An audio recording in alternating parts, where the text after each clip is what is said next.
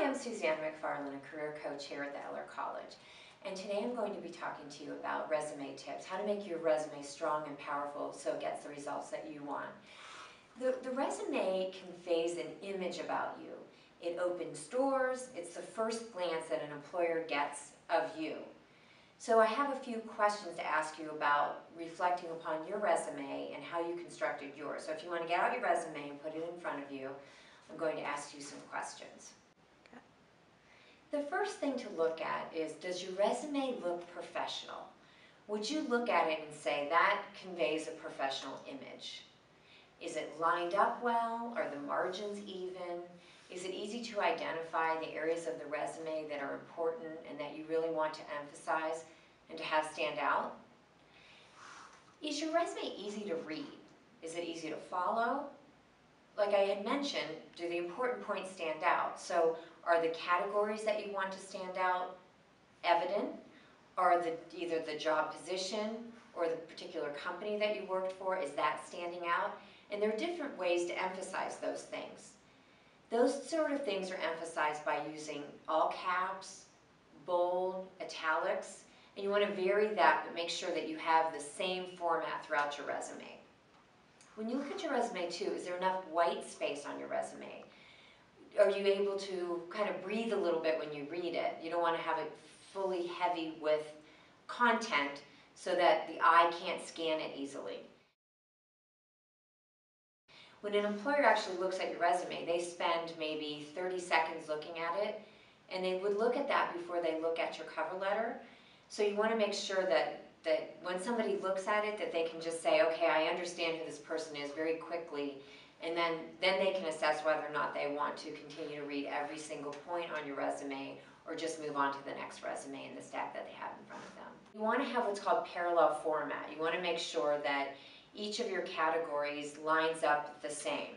So for example, like under experience, where you have the name of your company that you worked for, the position that you held, the dates that you worked in that position, the location of that particular company, you want to make sure that that format looks the same for each of the items under that experience category. Each of those experiences should be described with bullet points underneath those, and that will really vary for each job experience that you have in terms of the number that you use and probably the length of those as well. But you want to make sure that you put enough information in each of the bullet points to really convey what you did in that position. The most important thing though is that you want to start each of those bullet points with an action verb. And if you go on the professional development website under resumes and cover letters, there's a great list of action verbs that you can choose from to help you formulate what those bullet points will look like under your resume. You want to make sure that that information on your resume is fact only. You don't put any judgment.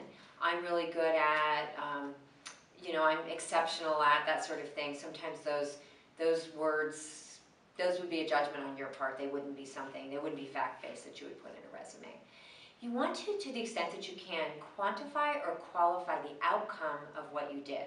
So in a job, you say what it is that you did, and if you're able to quantify or qualify that. So quantify, increased something by a certain percentage or a number, increase sales by, let's say, increase the number of participants by a certain number, something like that.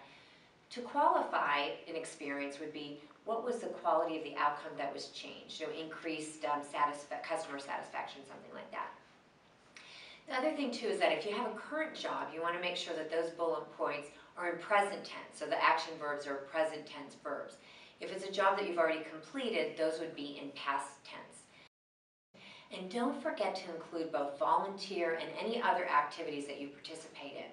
If you don't have a lot of work experience, you can use those volunteer or other activities, particularly leadership experiences that you've had, and you could put those under experience, but you want to treat them as if it were a job and have bullet points to describe what you did and what the outcome of those things are as well. So those are our resume tips for today. If you have any other particular questions, make sure that you take advantage of all the resources that are available here at the University of Arizona and through the Professional Development Center. And that would be career coaching. There are a lot of services on the Professional Development website, the U of A career website as well, and through U of A Career Services. Thank you for very much.